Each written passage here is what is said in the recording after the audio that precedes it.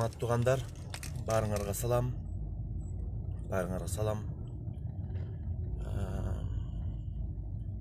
Азыр ачык сүйлөшөлү да. Ачык сүйлөшөлү. Мына 4 ай болду, мен 4 ай болду. Эмеде иштегениме, мусорный полигонго иштегениме 4 ай болду да. Анан биз көп порядок тап келдик да. Көп порядок тап келдик. Көп тартипке алып келдик. Көп туура эмес нерселердин баарына бөгөт коюп биз токтоттук да.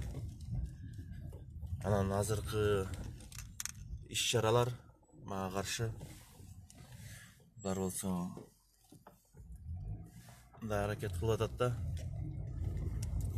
Мени жумуштан алган аракетти кылып атат да. Эмнеге?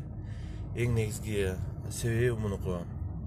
Мына уже заводко тех задание даяр болуп калганда, бир жумада ошону бекитип, биз ошо бир айдын ичинде тендер ойнотмокпуз да.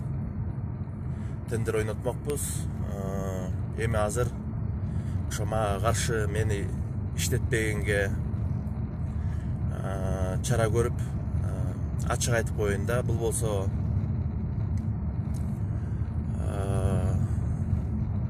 мисалы мэрден болгон жок бул нерсе. Бул нерсе определенный кишилерден болуп атат. Ошо менде иштеген балдар, булар болсо определенный балдар. Эми эки сөзүн бир эле эмне болсо эле 01 Садыр Нуркожоевич менен прямой сүйлөшөбүз деп ушундай кылып тияктар менен прямой деп эле, мындай айтканда биздин президентибиздин атын сатып,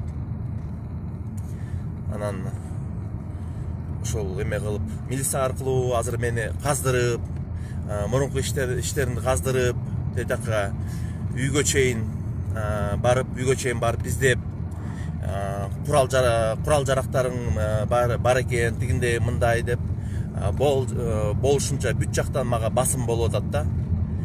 Милиция кызматкерлерден ар жерден ушундай казып, керек болсо мага ошо заявлениялар жазып, биздин иштеп аткан балдарды коркутуп, үркүтүп, басып, ошолордон кол топтоп, ошондой аракеттер болуп атат.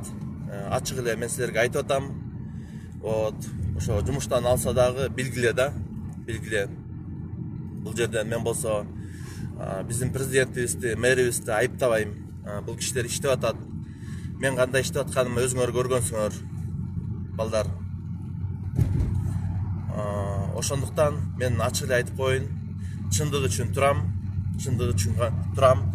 Эгерде мени подстава кылып, ар кандай жала жаап, камап салса дагы, чындыкты силер билгиле да. Аягына чейин мына баары билишет, мен 1 сом албай, 1 взятка албай иштеп келгем. Ошо туугандар, эми ушундай определенный кишилер бар экен. Ошол государственный жумушту дагы булар мындай бизнес кылабыз дегенчи. Көрөбүз. Ушундай заказдар түшүп атат. Силер билгиле.